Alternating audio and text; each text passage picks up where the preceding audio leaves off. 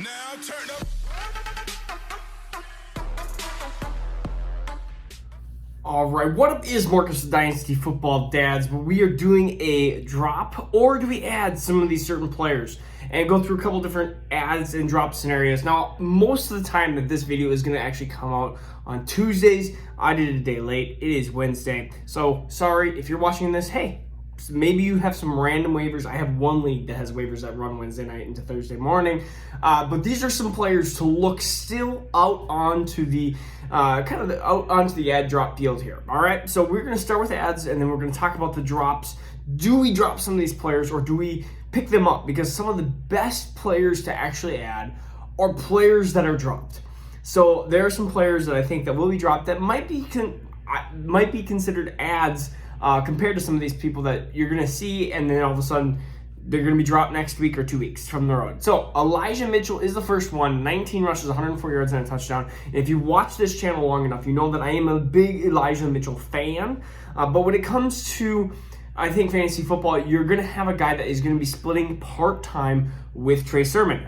We assume that Trey Sermon is the starter, but if somehow Trey Sermon gets in trouble, gets hurt, he's been injury-prone a little bit lately, then Elijah Mitchell is the best running back pickup of the week. There are a couple close ones, but I think Elijah Mitchell, even if he gets 40% of the work there at San Francisco, I think is still a valuable enough workload in San Francisco. He is the number one pickup.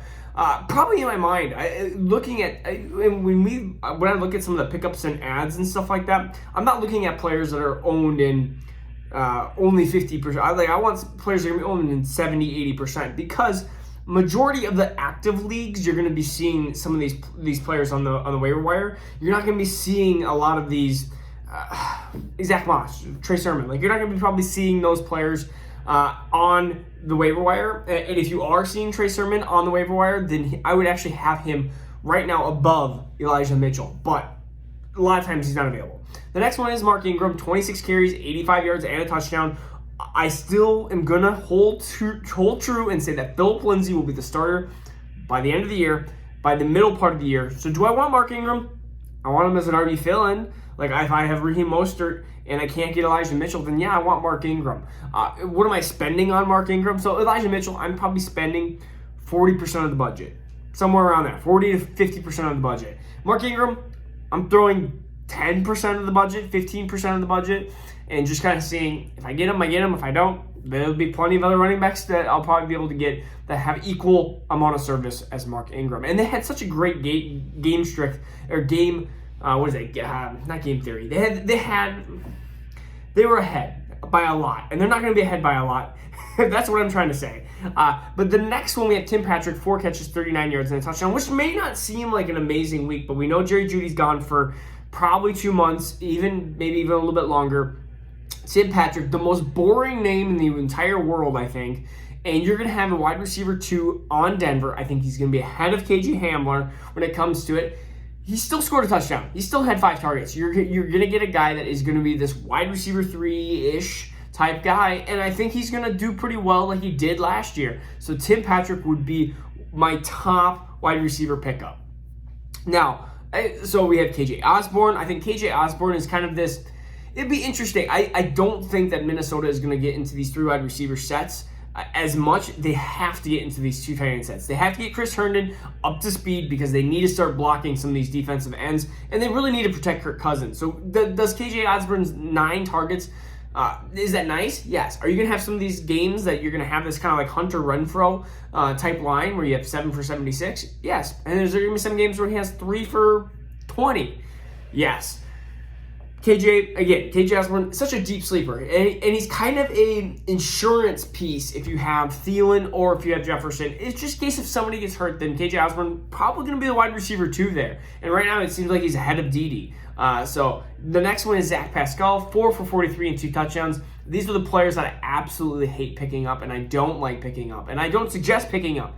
When you see a guy that is not the alpha in that group, we got Michael Pittman. And might not even is arguably maybe you have Paris Campbell when healthy, who knows health. And you have a quarterback that is not elite, you are talking about a guy who has had 2 touchdowns. How many touchdowns do you think Zach Pascal will have in the year? 6, 7. So you just now wasted two sevenths, which is 30-40%. You just wasted 30 to 40% of of your touchdowns in the total year because you just picked up Zach Pascal, which I do not believe in. And he might have 2 touchdowns in 2 games. He might be going, haha. And I'll be like, well, there goes all of his touchdowns in the year. Drop him. Because, I mean, he's one of those players that he's just not going to be fantasy relevant, in my opinion. But I could be wrong on that. Christian Kirk, kind of the same thing, 5 for 70 and 2 touchdowns. How many times have you heard this before? Christian Kirk having a really good game. It seems like AJ Green is kind of in the wayside. Rondale Moore will start getting more targets. So you are looking at probably Christian Kirk splitting time with Rondale Moore. You're going to have one do really good, the other one do good. You had running backs that didn't really get any touchdowns and perform well. So I think they're going to be more involved in the game. And of course, DeAndre Hopkins being amazing, like DeAndre Hopkins is supposed to be amazing. So Christian Kirk, he's okay pickup. He's an okay pickup. I'm not rushing out there. And a guy that I'm absolutely staying away from is Juwan Johnson. 3 catches, 21 yards for 2 touchdowns. 0, 0, 0. I am not putting one fab dollar in Juwan Johnson because this is again a guy who. How many tight ends are you gonna get? Man hater. I can't remember what his name is. Man hater. So what is the Jags tight end? They had O'Hanesy and Man-Hater or something like that, or Man-Eater, whatever it is, Man-Killer, whatever that tight end's name is. Those are tight ends that are gonna get 1 or 2 touchdowns, and then you're probably not gonna hear for Juwan Johnson's name probably for a while. And Adam Troutman had more snaps. Adam Troutman's the better tight end, and that's who I believe in. Kenneth Gainwell, you know my love on Kenneth Gainwell. This was a very interesting thing. He had 9 rushes, 3 targets, 2 catches, 6 yards, but he had, 39 yards and a touchdown too. So you're looking at a guy that actually ate into Miles Sanders, into Miles Sanders more than Miles Sanders as a Miles Sanders owner that I cared to like. And so that was a big issue. And number 2 of an issue is we know how talented Kenneth Campbell actually is. I actually rated him way back when. We go back December, January. He was my running back 3 ahead of Javonte Williams. Yes, he was my running back 3. But we kept watching more film, and we started diving into some of these analytics and stuff like that, and he became my RB4. And then after the draft, he became my RB6. I still really, really, really like Kenneth Gainwell, and I really am intrigued if he would have actually did a whole 2020 season where he would have been drafted in the NFL draft. Would he been still a 6th round pick? I mean, we were talking about a alpha to Antonio Gibson. Like, that is something that maybe we're never going to say again. I mean, no one's ever an alpha to Antonio Gibson anymore. But he was literally the better running back of those 2 in college. So we have to kind of remember that. And if we always talk about Chase being better than Justin Jefferson, then why can't Kenneth Gainwell at least be somewhat productive as a running back? Not saying he's going to be Antonio Gibson. Why can't he just be semi-productive? The next one is Cordell Patterson, 7 rushes, 54 yards. Why not? Like, Atlanta, you cannot survive on just Mike Davis. So Cordell Patterson, probably one of my top running back pickups. Yes, would I rather have Cordell Patterson over Mark Ingram? You may call me crazy, but yeah, I would rather have Cordell Patterson because Cordell Patterson, I think, will have a substantial piece of the pie at Atlanta, and he's at least a receiver too, to go on top of it if they get down by a lot, which it seems like they might get down by a lot. And so I like Cordell Patterson as a more longer-term play. I like Kenneth Gainwell as a more longer-term play than Mark Ingram too, because there's a chance Kenneth Gainwell has value for the entire year. And Mark Ingram might be a 2, 3, 4 week guy until he starts falling apart, or until they want David Johnson back in, or they want Phillip Lindsey, or until who knows what they do. The whole team is just interesting. Drop, or just other ads if they are there. Cole Kmet, easy ad, definitely add him. And between Nelson Aguilar and Jacoby Myers, I am picking right now Jacoby Myers over Nelson Aguilar. So just kind of a little thing there. And Winston, am I believing in Winston? No. I believe that he'll be a QB2, maybe QB16, but not 5 touchdowns. No. All right. Raheem Mostert. Mostert.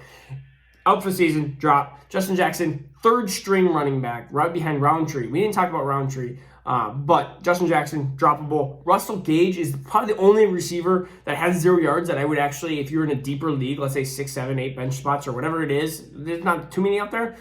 might be worth a flyer out there. That whole team sucked. And we don't like to get onto these week one basically kind of tilts, but Kyle Pitts did bad. Calvin Ridley did bad. I think Russell Gage is a hold. It's hard to say that with somebody that had 0 yards, but I'm going to say hold. Zach Moss, inactive. I would just kind of keep an eye on kind of that situation. But at this point, would I rather have Kenneth Gainwell or Zach Moss? I'd take Kenneth Gainwell because Kenneth Gainwell will be on the field, and there's a chance, again, that they are going to use Kenneth Gainwell more than Zach Moss. Zach Moss is he is unhealthy. What I mean unhealthy, he's either injured or he is behind. He's stuck with Singletary and Allen, and you're talking about 20 touchdowns going to be divided by 3, maybe even more. You got Matt Breida in there too. So Tevin Coleman, probably droppable. I mean, probably droppable at this point, but I mean, he's in that kind of Mark Ingram thing. Like, you're going to have the starting running back on a horrible run team, so do what you do. Phillip Lindsey, I would rather have him long-term over Ingram, not short-term. I mean, this is kind of where if you have both of them, just know that one's going to be short-term and one's going to be a little bit longer-term. Phillip Lindsey did have 8 for 25 and a touchdown. Sony Michel, 3 snaps. Droppable at this point until you can see him actually be on the field.